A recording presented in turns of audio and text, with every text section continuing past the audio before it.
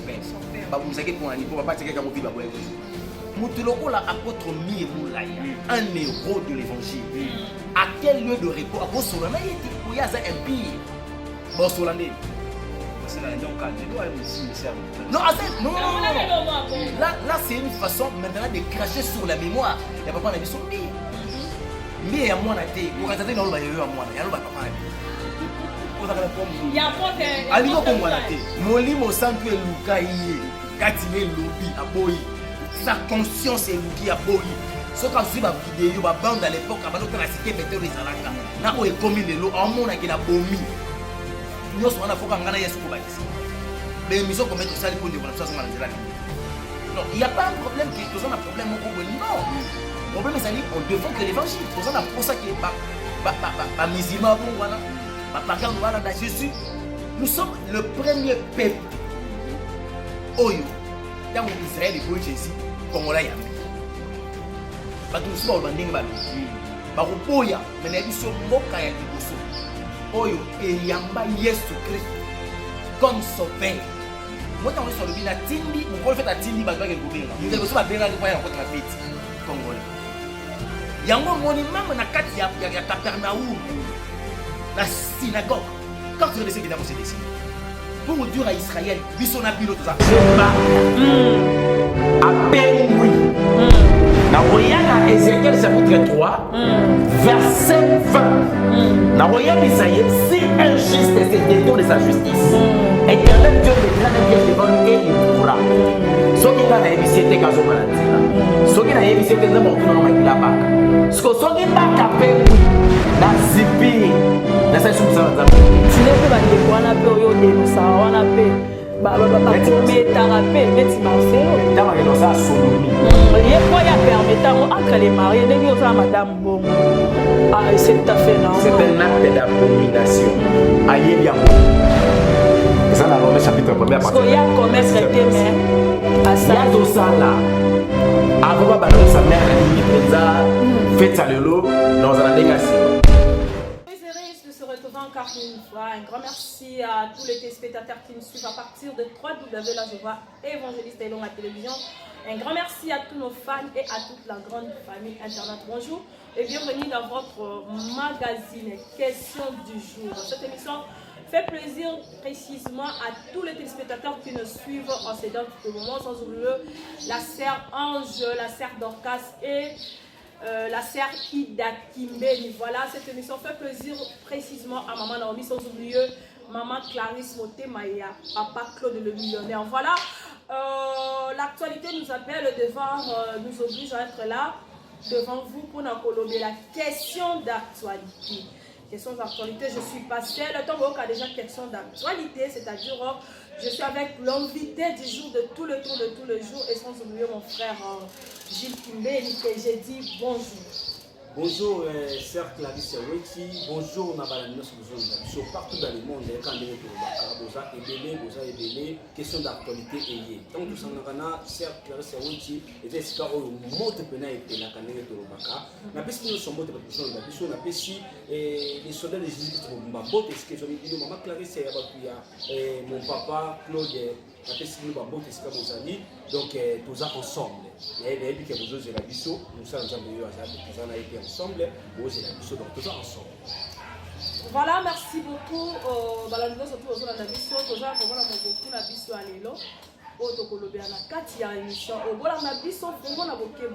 Abonnez-vous si massivement, aimez la vidéo, likez, partagez, donnez des suggestions, des commentaires, des remarques pour que tout les négociations. S'il y a des sujets par rapport il y a Bonzambe pour les sapins on a Pamboli, Papa Jean a bien Papa Jean, oui, Papa Jean.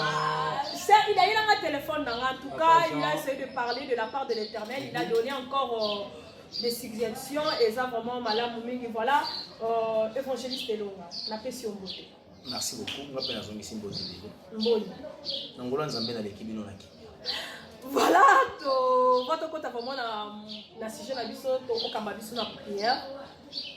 Éternel Dieu, merci Jésus-Christ de Nazareth, le roi du Congo, mon maître, le roi du monde. de nous avoir donné cette opportunité, tant de Père. Ya kozwa ngolo ya kozwa libaku ya kozwa biso liboso ya etando eke pona kopesa sango elamu na libota na yo ezali kolanda biso partout dans le monde. Seigneur, tika ete molimo santo azala au centre ya communication oyo. Oyo confesser comme bon roté de mettre mosika par le nom de Jésus-Christ, nous avons prié. Amen. Amen. Amen. Juste ben malobeza yango. Juste longa avant na banda ba question nanga na pisuna no mes condoléances. Merci pareillement. Et comment ça va pareillement? C'est parce que au PC en réalité on va couper ça ba condoléances ni ko présenter dans quel sens parce que c'est quelque chose qui engage toute l'église au corps du Christ. Ce sont des chrétiens, on a perdu mon papa patriarche Nabiso. Donc c'est quelque chose de la facilité. Tant que vous avez ça, vous avez yo en abisoté. Ils ont le droit de ça bandeko ya communauté cité Bethel, ba condoléances Nabi. Qui suis-je par rapport à Nabango? Tout le monde.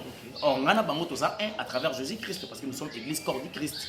Donc toku fait li bisonyo ce toku fait on a bino ba chrétien. À moins que vous la chrétienté, on a ndé na koloba ke vous avez raison de boyango. Mais sinon faut ndi mango parce que yo poza na kati ya mataba. Merci beaucoup évangéliste. Tango yoka kisango ya dewa ya apôtre Emmanuel Mbiye. Et comment qu'il est oyamba ki on na comprendre réaliser que la mort est réelle. Et puis l'homme a été tiré de la poussière, il retournera poussière. Et ensuite on le dit voilà un héros où il a sacrifié sa jeunesse pour ne jamais à vie. Le Lonzambe a récupéré qu'un héros ne se sauve jamais, mais il se sacrifie pour les autres, pas à la sauver.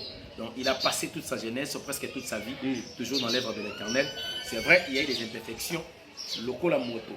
Mais il y a des choses qui est, la responsabilité à citer Bethel, mais ce n'est pas vraiment un grand problème.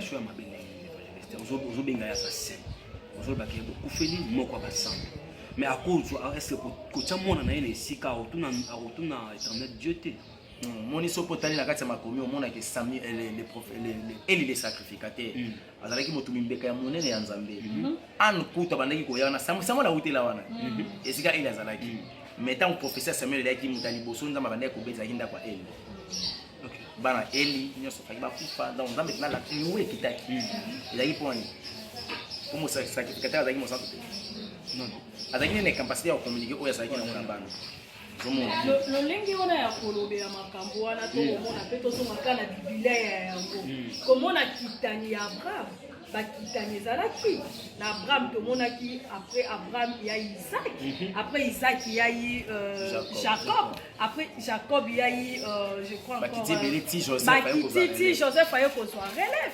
C'est pareil peut-être de la part de l'apôtre Moula Yapé, quand il a posé la lolenge bongo, azu mo kitani azali na ye conformément à la parole. Non, eza mabete na kati ya ministère pour la petite tata et qui t'appelle la libota. Ministère en réalité c'est familial en réalité. Mais problème ezali que moi na pratique au moins na mimi na kati ya assemblée, ezokutana te na vision o tata nza pesa ki. Osomona, moi na tango ba longoli fula, mais tata nza mesaki fula fozala. Voilà le baki habillement, la femme doit s'habiller d'une manière décente. C'est la vision par laquelle on appelle ça qui tata. Donc, cité Bethel, ils allaient état d'esprit. Cité Bethel, c'est pas une église comme bâtiment. C'est l'état d'esprit. Ça c'est dit, c'est la vision. La vision là qu'on appelle cité Bethel. Alors cette vision là, et ko sala kena o ya bango alimenter à première ligne. Vision on est bungi.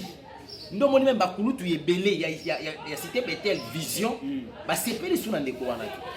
Dans un parcours, il y a papa Nabiso par rapport à cette doctrine que vous soulevez maintenant là. Différence c'est comme que ça entre la doctrine ou la vision de Ngoutikoloba que apôtre Azoki par rapport au fils Mbi. Bien sûr que oui. La vision là, ils ont fait partie de la doctrine. Il y a 5 doctrines. Alors, quand l'enfant est venu, il a présenté Closier, Lance-Fontaine, Kabelo et puis jupe, Mokoboye, pantalon et maquillage. Donc l'esprit de Jézabel, l'esprit qui poussait Jézabel à prophétiser ou à se dire et les prophètes, c'est cet esprit-là derrière Katia, vision et bengani la doctrine. Et c'est la raison pour laquelle on dit que le choix, ils ont qui m'a bien. Parce que ce qui chose avec madame, moi on va continuer car la même vision. Mais par rapport, il y a le mieux sur la vision. Qu'est-ce qui fait maintenant aujourd'hui que le pasteur Moïse Mbi n'a pas arrivé? Il y a autant de la carte de vision à papa. Ah, c'est un artiste. Mon artiste, est-ce qu'il y a un aspect Problème na bango c'est respect. On a le droit c'est de tout beaucoup en bakoko. Mais tu sais what tu au fa na suka yo fa liboso te. O tshelo ka lipeto ko lipeto te. O tshela fula bo yesen fi ba olinga te. Bango za artiste, ya za artiste. Problème les ali apparaître. Ba ba pe mena pe bo pe impression apparition, doit apparaître lokola. Ozomona et cause la propre za mabete, mais propriété so comme ko be mala séduction de komabe. Donc il y a un moni et l'autre ça qui a souhaité nous les le choix de l'apôtre n'était pas bon parce que on sait que par rapport à l'histoire de Moïse il avait dit qu'il y avait personne pour attirer l'église. Il a demandé quand même à son père à payer sa chance à l'église. Est-ce que la chance l'enfant de Moutabek oui. Bon la deuxième personnalité aux Alena Matata. Non, Batu Baboyaki. Baboyaki. Et ça le quoi lobi loto mo yango etikali ngai santé so déranger ngai nani kozwa loto. Papa falaki aïe sans nzambe. Talisanga cette responsabilité na opesa na nani. Déjà selon ordre hiérarchique na bango. Deuxième azalaki. D'office il devait jouer l'intérim. Je sais pas par rapport à l'organisation na bango na pas statut na bango ndenge loba. Mais chose avec qui déjà m'a baissé. Tu m'as dit qu'on fait dans le Cambouya choix, t'as ils ont le droit de s'embêter ça moi. OK. Donc à ce moment ça avec une choix les choix m'a baissé. Moi n'a pas aidé papa ça la choix m'a baissé. Après on a fait les pas ils allanga. Tellement à regretter à tellement on a commencé à l'église. On fait ça comme papa. Mais même son moi solo. Évangéliste. Pour commémoration dans la stade wana c'est oui. Frère Moïse à regretter à Makas. Je me senti comment à niveau ko kendete na makambu parce que bato ba bumbisaka ye ndenga ba bumbisaka ye au nom ya communauté pona ko luka ko botola ye sika wana e bonga wana on ko la pandisa à travers son père ba bumbisaka pour ani pour pas teke ka mo vie ba boye ko. C'est-à-dire que toute la mission que l'apôtre a fait ou est commune parce que en le voyant dans la vision au apôtre qui est comme la souka na moté parce que a profité mais la vision a été déjà détournée. Non le problème est ça que apôtre Azaki le quoi Moïse il avait la puissance. Il avait la loi les 10 commandements. A katisi bango pe Jourdain et ne a katisi bango pe mer rouge. Mais le problème est comment qui sikoyo ya Loba na libanga pe beta une fois. Il a sali le contraire. Il a raté Cana. Mais l'eau l'a qui. Ah, tu es certain que l'apôtre est quel homme? Oui, bon, on a vu personne pourquoi. On a vu personne pour pas matin. Est-ce que pas mon son on a vu personne? Tu reconnais quand même les œuvres de l'apôtre? Oui. Maman Weti, qu'on fasse ça communauté cité Bethel, dans le lingue partout dans le monde. Et ça met sa faire et puis en dehors où il y a première rue, le reste au monde qui va évacuer avec la doctrine. Il y a certaines Bethel. Oui, on a toujours la doctrine, n'a pas pas. Au monde c'est ça. Donc papa soit qui tend et beaucoup de sabango cette vision là. Il y a ici là base vision, va comprendre que c'était Bethel et Zali église bâtiment.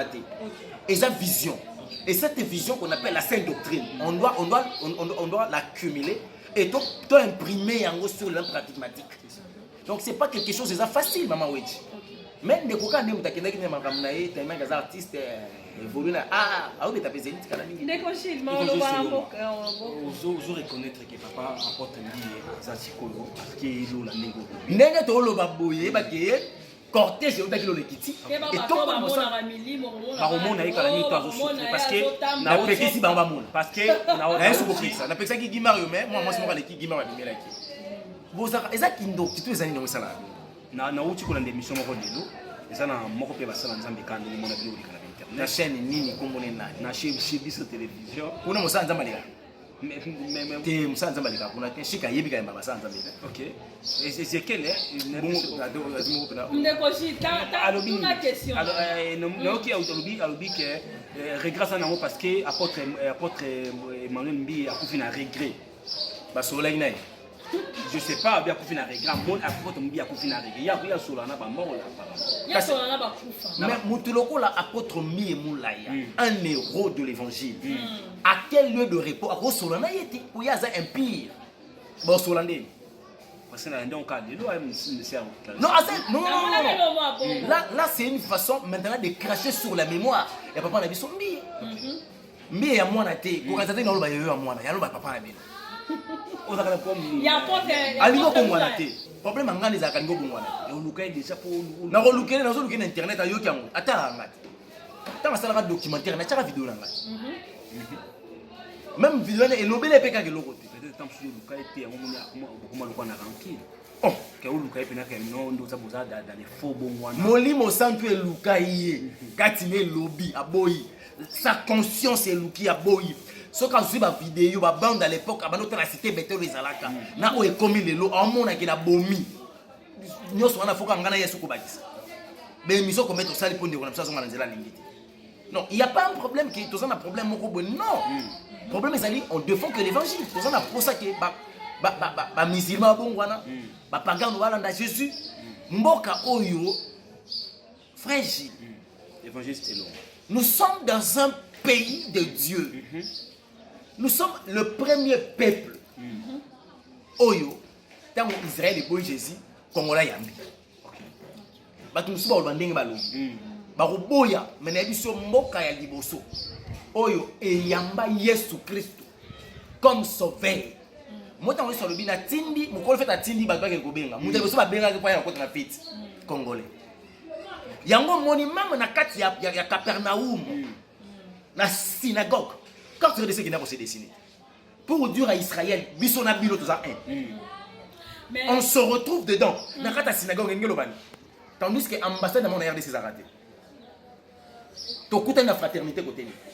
Non, ce sont des choses réellement spirituelles qui attestent ou qui approuvent que la RDC et les Juifs là sont un dans la spiritualité.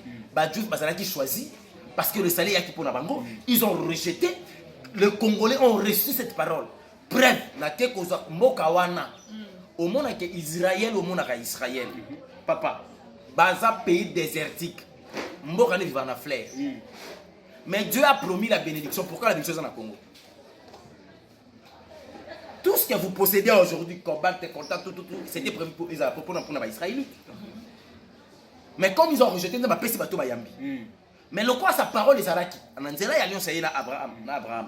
Ah, ça permet maintenant, quand on a flair, mais la Bible nous dit aussi dans Matthieu, il n'est pas bon de donner la nourriture aux petits chats. Oui, les enfants aux petits chats. Les enfants aux petits oui. chats. C'est-à-dire que Jésus-Christ est venu juste pour sauver les enfants d'Israël. Quand c'est idiot. Bon, au cas où tu n'es pas pour Nani snacker. Nani suppose. Ba petit chien on a banane. Ba pagan. Ba tout le monde va falloir aller au Banzambete. Tant que le babouya on s'est pélaté. Donc il y a ça, mon frère là lobi wana.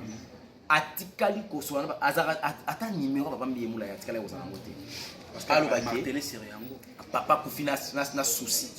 Ya nini? Souci yango eza ya par rapport ya vision. Ndenge mwana na ya défi ya vision. Te alo bate papa kufina souci. Kenzamba talisi. Asali nde analyse. Comment est que vision mon abungisaki. Papa ozaka na regret.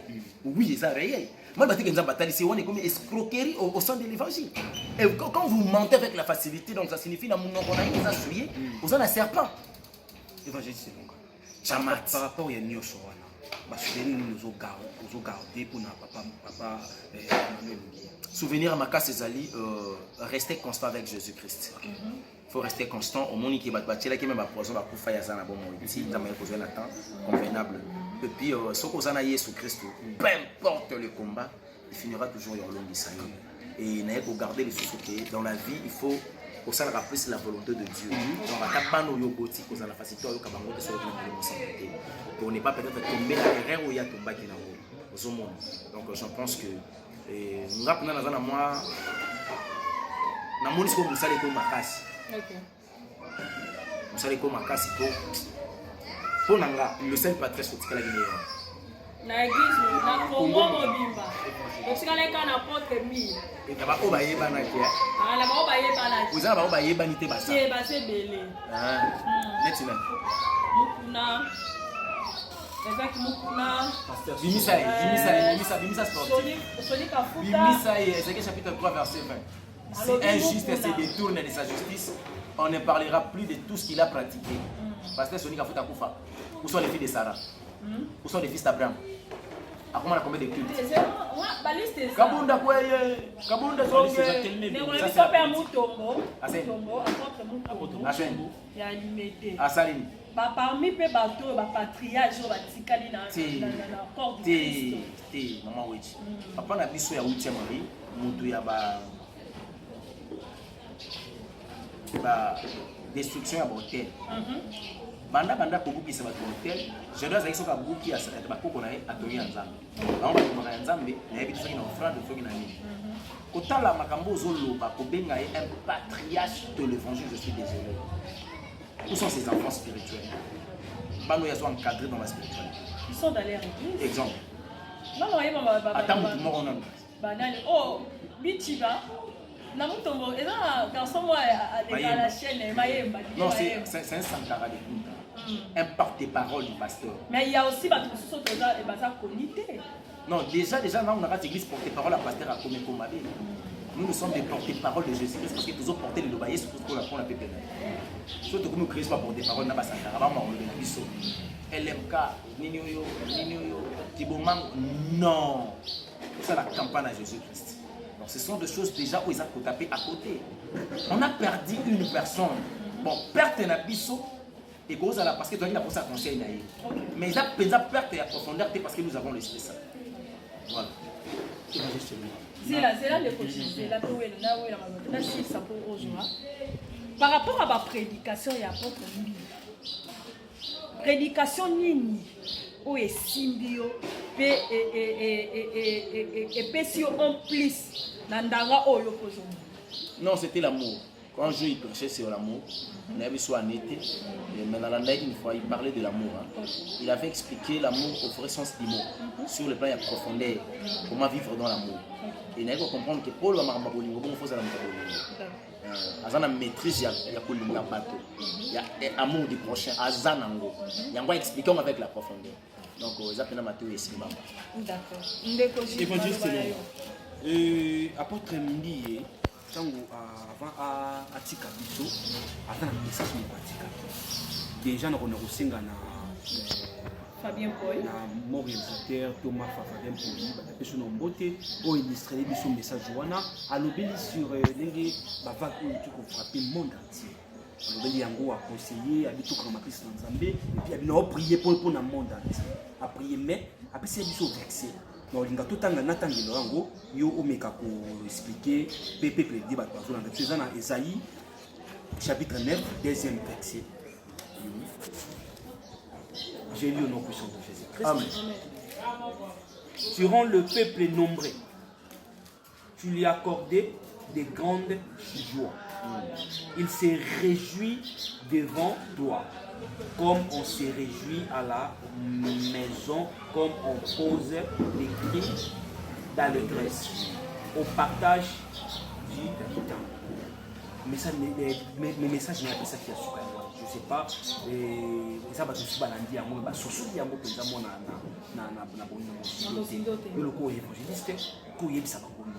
déjà, c'est un message de disparition. Ok. Mais un jour, même quand il dit qu'il y a un jour, on va la paix. Mais je ne sais pas quand est-ce qu'elle m'arrivera. Ok. Comprenez? Alors, déjà, quand tu rends le peuple nombreux, ça signifie leur communauté cité Bethel, comme Ebélé, à Sassaliango, et tu les accordes des grandes joies. Ah, ça m'a évité. T'as réfléchi selon moi avec personne. Non, Nazane c'est parce que je vois que ma papa n'a pas malgré que je suis par exemple, Bakenda. Et au monde qui est comme ça que non, après avoir rendre le peuple joyeux et il se réjouit devant toi comme on s'est réjoui dans la maison. Donc c'est un message qu'il avait annoncé par rapport au travail qu'il avait fait. Il a rendu un peuple nombreux, un vrai peuple qu'on appelle le peuple de Dieu. Donc, Azoakata pour consacrer ou pour sacrifier sa jeunesse, toute sa vie, de se mettre dans l'œuvre de l'Éternel, afin que l'Ibota Nzambe va périr.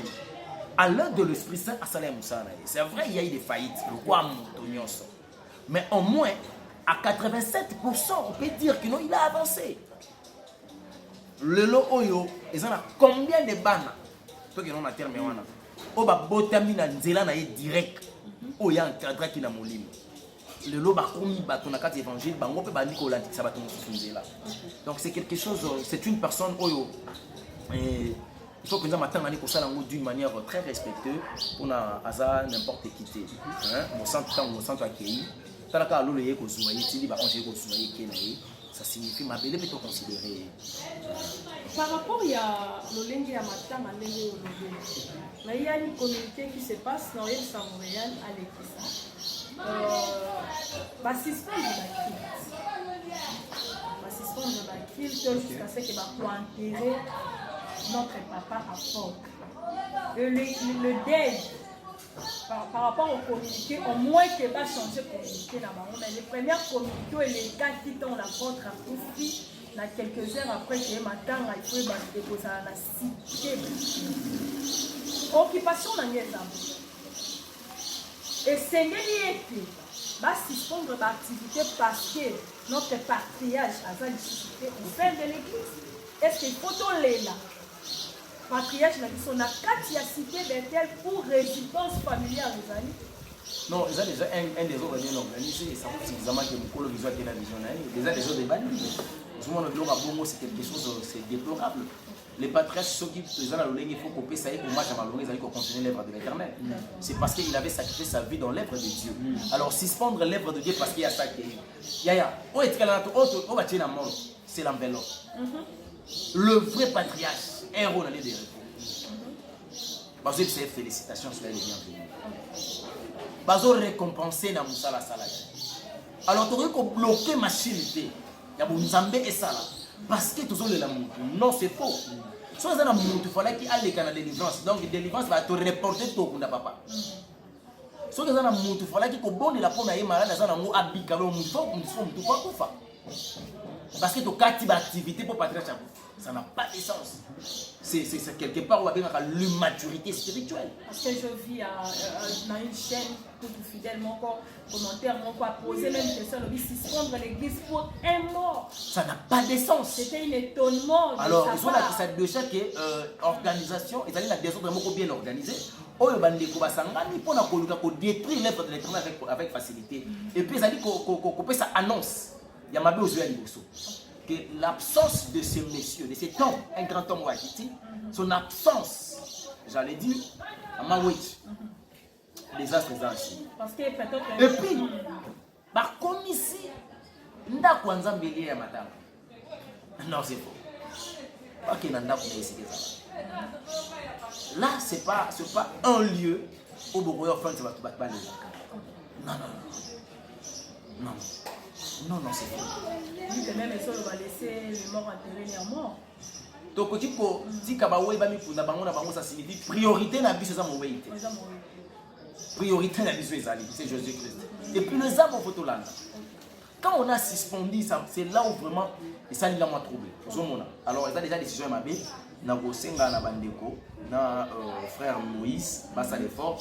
Ba revoir ba longolango bazongisa musala nzambe continuer ba s'évacuer dans l'œuvre de l'Éternel ba sa l'évangélisation et tango momé kokoka soki muta silisi culte akoya ofanda et si kwa tema tanga ba longolango pe l'église ba lokela ko place mususu et ba ndeko ba mondosonga jusqu'à ce que pourtant ne kobima toke tosili nzoto tokenda ngo na malilita tokitisi moto totomboli nzambe parce que un héros balelaka ye te un héros ba célébraka ye.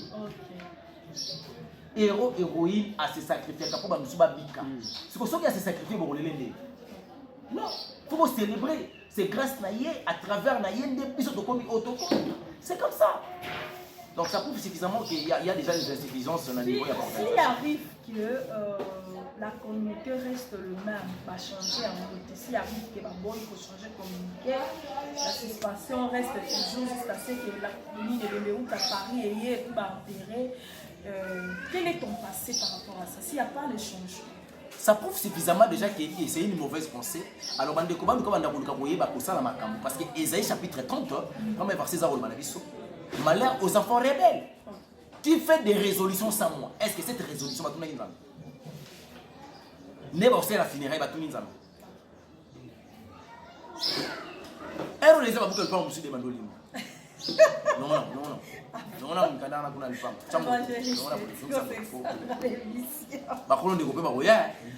bakolo pe tata pe baboya parce que testament pe koluke bi osudora be pe église longo cité Bethel be komi na pe silo ponde ba comme ça chaîne et longo santé mbamo silo tant église longo cité Bethel e comme silo e mituna siko mikande ke na kombana mais ça information na yoki lokwa e comme des silo osomo que chaîne des arasilo OK église eza na kaka na casting na moi cité Bethel jusqu'à présent conseil ça qui pas comme ça mo silo été parce que alliance ya oyo papa sala ki na komba cité Bethel nzamba yebi évangéliste il y a mon Dieu c'est impact et ça là où est pour ça évangéliste na système qui ka fa oya penser wana so ki to bi évangéliste lobby ya cité Bethel mo avenir les asso papa prépara qui bato misika pona musika na prépara qui bata pembeni pona pembeni te yango il moni même le choix il y a kotika na cité Bethel centrale ça dit choix mabe parce qu'il n'avait pas préparé une personne au cas où qui nazate au monde bon en réalité il n'était pas prêt peut-être il fallait qu'il accolisse les sous il n'était pas prêt ba pesier ne ba batanga ozo pesa moloko chance tala makolo na ye sinon il bouka na nzela au kilo ele au monde donc moi j'en trouve que ce qu'on tala avenir na ngobo des astres parce que ça na bato mususu papa n'a pas dosé ma cambo parce que papa ça vivant et ceux qui va appeler ça moto papa soka chez téléphone toi ya bengi papa lobi papa na yoki mais ce qu'on perd à des yeux et yeux au quand même il moi même so après ba zenita zo iba muka nzara boko mona yemo ko na plaignant tout le communication par intermédiaire yemo ko plaignant au yo ki bazo wela lupango ko pesa mo chance tout ça parce que ça c'est ce que bazali ça c'est comment te doit na pesi comment le lengo lobeli wala c'est parce que bato belé ba partagera même avidité na apporte par rapport au choix de lui. Bien sûr que oui parce que batalaki déjà que moi nazala qui dans la capacité à aussi maman mais il mélangeait à l'église kasi et kasi ezalaki bongo Samuel pas à beaucoup na kata temple mukonza babengaki akinde pas elle et à part ça au monde que Anne aïeka ko sakutu Samuel na temple place souverain sacrificateur bande kolala bongo souverain sacrificateur bande kolala ndenge ni bana enza mabuma eba message bi pas Samuel pour la ninza mabuma na souverain sacrificateur motumbi mbeka à l'époque soko za na kata sacrificateur yonde parce que ça motumbi mbeka yo muto komaka na lieu très saint. Un mot par rapport à la famille Bié parce que c'était seulement cette année que le grand frère Fakia allé au Cap, j'ai entendu un grand frère qui était aussi pasteur, je crois, le papa vient aussi de deux morts dans une famille, maman, mon père, il y a un serviteur de Dieu. Qu'est-ce que tu peux dire un mot par rapport à cette famille? Se regrettant, parce que c'est le qui a aux Anga et les autres barana les CC. Ceux qui tozo bunda, ceux qui nyoka koti tout canon du matin manioka. Donc diable ça le pas nyoka kota des fois entre la saine doctrine, na ba doctrine ba démon ba on bande nous soit vraiment utiliser. Mais c'est pas le moment pour parler sur Maramouana. C'est ce que je peux dire, c'est que je peux dire dans la famille. Et le chaque Saint-Esprit, l'esprit de la consolation, Azana Bango, a consolé Bango, Bazala très vigilant et prudent, Bafongolito il a monté souhaité. Parce qu'il y aura beaucoup d'interprétations, il y aura beaucoup de choses économiques. La Simam, oui, ma camodima kaka. Oui, économie, kaka. Donc, va s'attendre à la nyonso. Mais le plus important, batika la objectif, batala ni va pas penser qu'il va le voir vision, va respecter en haut. Sauf que ça va sala quitter tant papa sala qui n'a pas moi, le lot papa ça. Il y a des choses les apôtres les faisaient pas parce que Christ a qui n'a pas moi. Mais tant où il soit qui va sentir que nous devons se prendre en charge. Le temps est comme il faut sauver le nom du christianisme, le nom de Jésus-Christ. Les apôtres va s'aller nous aller sengaki. Donc comme il attend va mettre ce col du sérieux. Va bengana yo c'est un embêté, va zonga na kata sainte doctrine. Je pense que au songa bango. Mais ce qui va quand même makista qui est musicien, qui bango. Ah, maman oui. Alexandre Aïdi Nabal. Il fait un grand homme. Sambi malam. Lelo eza. Et yebana Congo mobile. Mais tant que sous ban, va se couper dans le ban. Comment est-ce que cette puissance équitative, onction à foule équitative, c'est dit à quoi? Marque de formation, marque de la révélation. Il y a des choses. L'impréparation peut causer des choses pareilles. Et de deux, qu'il est l'eau. Ça peut impacter l'église. Dans l'église, à la télévision, On peut faire un créer de l'homme à bout. Le cause ont créé de l'homme à bout parce que l'église, on a besoin de moninga. Comment ça y est? Or, il y a aussi un likambo. C'est aux gens qui concernent le temple de Dieu. La première des choses au moment que la résurrection. Ils ont un exercice chapitre 30. Est-ce que likambo nous salam corromper signe la volonté permissive ou la volonté parfaite? Quand il y a la volonté parfaite, fais-le. Si la volonté permissive, ne le fais pas. Zonga sima parce que nous avons respecté la volonté na yo. Mais oh tout temps. Oh tout temps. Malheureusement, il y a un juge. Évangéliste Selonga. Et j'en ai un mot pour dire que j'étais comme un ya liwa. Ici le kilango quand il est au pas une question liée après ça que nous fixé un Corinthiens chapitre 7 8 à 39. Mais dans beaucoup de questions nos amis n'a évité sur ça divorcer ou ça n'a pas divorcer. Est-ce que ba divorcer ba auto bala Ba divorcer n'est pas comprendre question. Ba to ba ça ba divorcer. Maman pour toi divorcer pour toi divorcer ça sur va bala. Base il va oh ba conjoint on a conjoint va kufa. Base il va. Sur va kufa va patienter. Pour bala té bo so ba kufika ti na bokoko na ba. Yo pour baliter comme ça. Au baliter. C'est-à-dire pour nous se remarier, il faut nous encore. Le christianisme c'est comme ça. Il y a un mot divorce, c'est ça interdit pour les gens. Et comme on a permis quand tu divorces par la voie et la loi. Moi quoi coupi, na tika libre. Mais surtout quand on a divorcé, na qu'est-ce qu'on s'est remarié, je vis dans l'adultère. Parce que la femme par laquelle elle divorcée n'a été si après vous comptez n'enga bon mot de divorcer la personne arrive l'état parmi ma ramoune par exemple si d'autres la sœur accueillie à dépendre la loi maritale nanga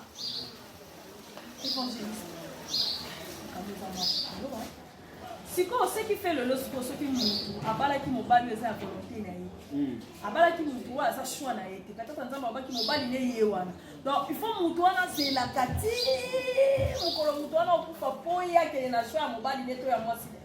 Bible les autres ça dit le mariage c'est l'institution divine. Donc le patron du mariage est en Zambie.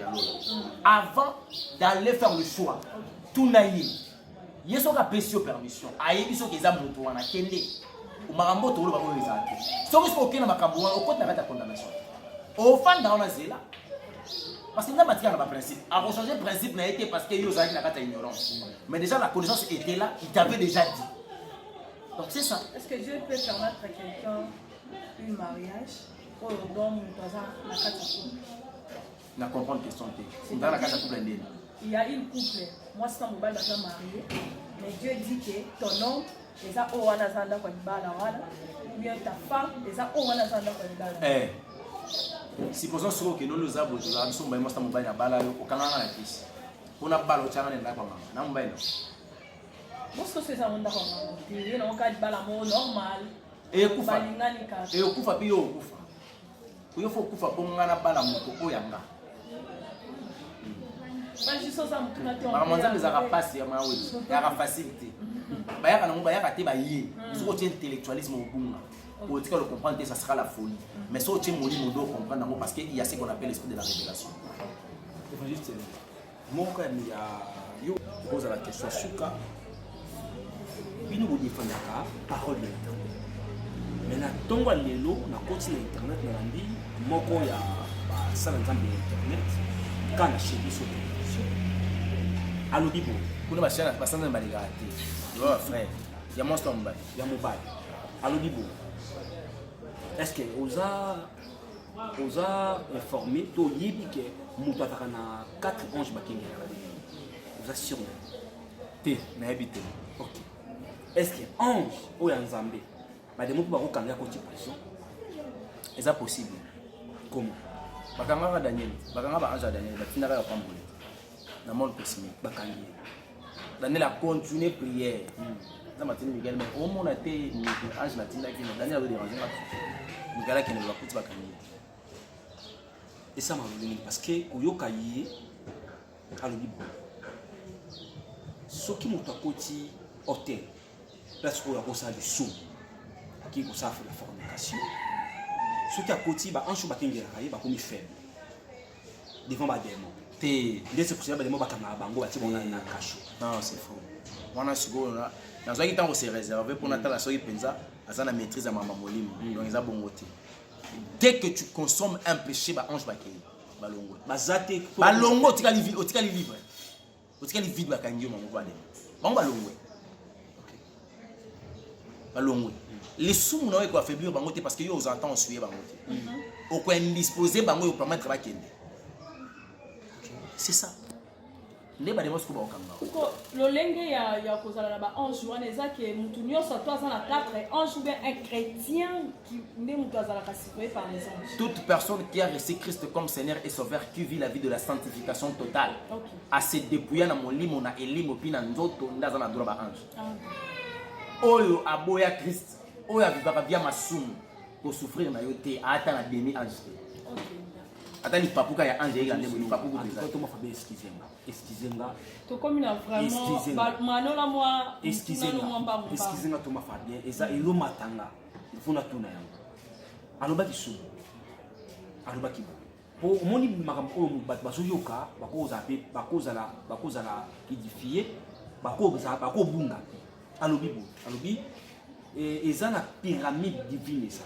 Nous avons deux sortes de pyramides. Pyramide moko, il y a franc-maçon. Pyramide moko, c'est pyramide divine. Parce que dans la croix de Jésus-Christ, il y a une pyramide.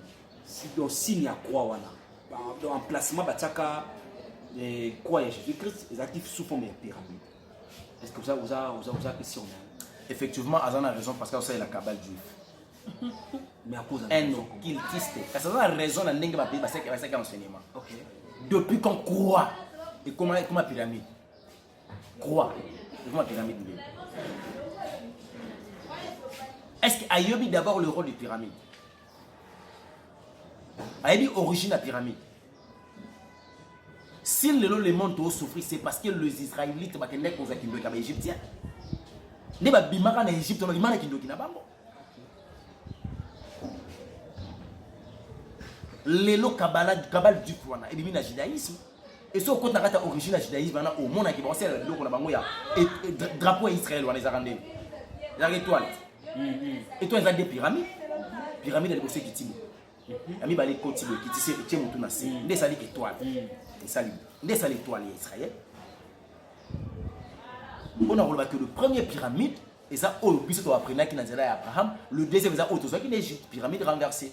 Bon, tu vas comprendre parce que tu as renversé ma cam. Tu as boti judaïsme, boti Kabbalah, et puis boti secte, tu as mis ça, tu as dit Tikali. Marambo n'a pas besoin d'être en Israël, mais il y a ma banga. Balba qui est en Allemagne, il y a un bête qui est en Israël. Pour nous, bango Jésus n'enga yaka, soit des années bango alba, ne pas débser tout le baran, soit des années bolba qui soit yaka. Bango ba yeba kana mutu bango ya Jésus ba longo na kati bomba baromé. Bango ma ko beta baromé, ba ko beta balma tous les pays nyoko la bango ba na bango. Comment est-ce que ils sont koya bango ba zaka na kati ba problème moi. Ba yo comprendre que Jésus ya té. Alors c'est là où va développer makamuna. Papa Moutou a un occultiste, Moutou soit-disant c'est un occultiste tout fait. Maintenant, l'impact, il y a pyramide divine, les amis. Pourquoi les journalistes fanatiques? Parce que si on journalistes ont posé la question, il y a pyramide divine, les amis.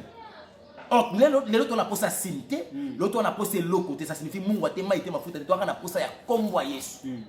Même la Bible que je détiens dans ma main, ça passera demain. Mais la parole qui est contenue ici ne passera jamais parce que la parole s'est fait cher sur Jésus-Christ. Mais quel est maintenant l'impact il y a quoi voilà, parce que par rapport à la question du frère Gilles, il a dit qu'il y avait une pyramide. Mais toi, tu as dit qu'il n'y avait que la croix.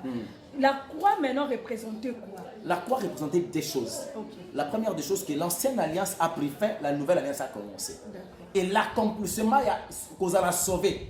Il a fallu que je verse le sang. Le problème, il fallait que Christ a bâti ce qu'on appelle l'église. À travers l'œuvre de la croix. Au moment où Bassan Tounion so au Bakufaki avant. Dans clair, on a monné vélo mou yaki le Cameroun solo. Bassan Tounion so Bakufaki avant, Basala canalier de repoter. Bango tout bakenda canalier na séjour des morts. Yango mona que même Samuel bazaki na capacité à invoquer pas magicien. Tant Saoul amoni ki makamozo simbate ake ko abengi magicien que notre ko bengi la Samuel Samuel ayeko bima. Mais ndeko moko tuna ki bongo Elina Moïse ndeko Elina Moïse bakufaka te ba disparaîtra Elia mata Moïse alimwa.